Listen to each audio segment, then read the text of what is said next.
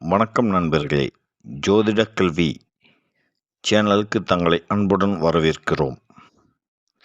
இன்று நாம் விவாகரத்து பெற்ற ஓர் உதாரண ஜாதகத்தை விளக்கத்துடன் ஆராய்வோம்.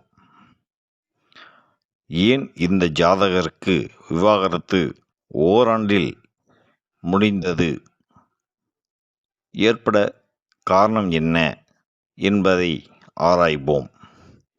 கடக லக்னம், லக்னாதிபதி சந்திரன். லக்னம் பாபகர்த்தாரி யோகத்தில், அதாவது இரு தீய கிரகங்களுக்கு நடுவில் அமைந்துள்ளது. சனி மற்றும் செவ்வாய், இந்த இரண்டு கிரகங்களுக்கு இடையே லக்னம் அமைந்துள்ளது. இது ஓர் குற்றம். லக்னாதிபதி சந்திரன் இங்கு 5ல் இருள் ராகுவுடன் கூடி நீசமாக உள்ளார். லக்னம் மற்றும் லக்னாதிபதி இரண்டுமே இங்கு வலுவிழந்து உள்ளது. அடுத்து நாம் 2ஆம் இடத்தை ஆராய்வோம். 2ஆம் இடத்தை குடும்பஸ்தானம் என்று அழைப்போம். 2ஆம் இடத்தில் செவ்வாய் அமர்ந்துள்ளது. 5 மற்றும் 10 கூடிய செவ்வாய் 2ல் அமர்ந்துள்ளது. அந்த 2ஆம் இடத்தை சனி பார்த்து அதனை 2ஆம் இடத்தை வலுவிழக்கச் செய்கிறது. 2ல் செவ்வாய் உள்ளதால் இந்த ஜாதகருக்கு கோபம் அதிக வரும். தன்னுடைய பேச்சாலும் தன் வாழ்க்கையை கெடுத்து கொண்டார். மேலும் 2ஆம் அதிபதி சூரியன் அந்த வீட்டிற்கு 12ல், அதாவது லக்கணத்தில் அமர்ந்துள்ளார். அடுத்து 3ஆம் இடம், வீரியம் விஜயம் என்று சொல்லக்கூடிய 3ஆம் இடத்து அதிபதி புதன் 12ல் சனியுடன் மறைந்துள்ளார்.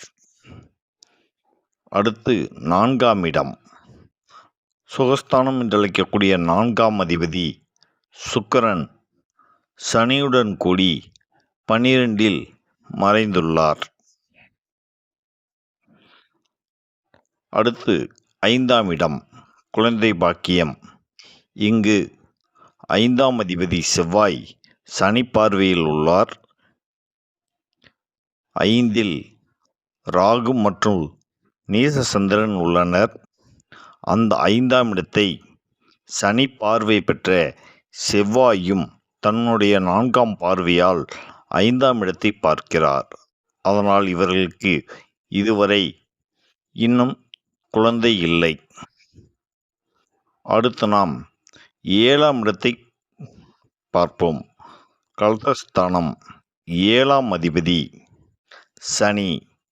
7ஆம் அதிபதி சனி 7ஆம் வீட்டிற்கு, 7ஆம் வீட்டிலிருந்து அவர் 6ல் மறைந்துள்ளார். 7ஆம் வீட்டுக்கு 6லும் லக்கணத்துக்கு 12லும் சனி மறைந்துள்ளார்.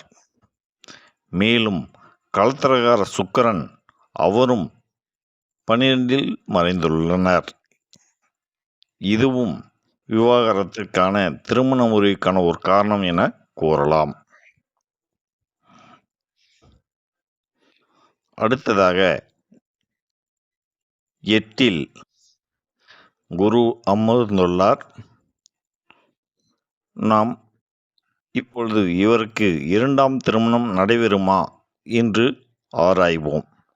2ஆம் திருமணத்திற்கு நாம் ஆராய வேண்டிய இடம் 9ஆம் இடம் ஆகும்.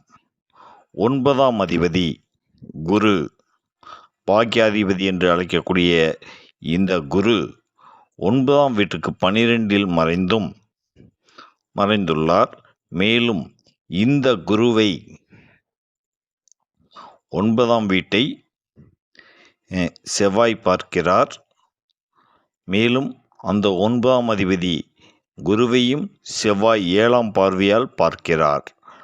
ஆக மேற்கண்ட காரணங்களால் இவருக்கு 2ஆம் திருமணம் நடைபெறுவதற்கு வாய்ப்பு குறைவாகவே உள்ளது. ஒரு சிலர் 2ஆம் திருமணத்திற்கு 11ஆம் இடத்தையும் பார்ப்பர். 11 இங்கு கேது அமர்ந்துள்ளார். 11ஆம் அதிபதி சுக்கிரன் அங்கு சனியுடன் கூடி 12 அமர்ந்துள்ளார். ஆக இங்கு இரண்டாம் திருமணம் நடைபெறுவதற்கு வாய்ப்புகள் மிக குறைவாகவே உள்ளது.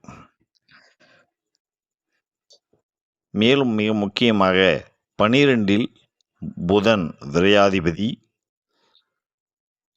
சுகஸ்தானாதிபதி என்று சொல்லக்கூடிய சுக்கிரன், சனி மூவரும் அமர்ந்துள்ளதால் இங்கு அவருக்கு இல்லற சுகத்தில் நாட்டமில்லாதது போனதையும் விவாகரத்துக்கு ஒரு காரணம் என நாம் எடுத்துக்கொள்ளலாம்.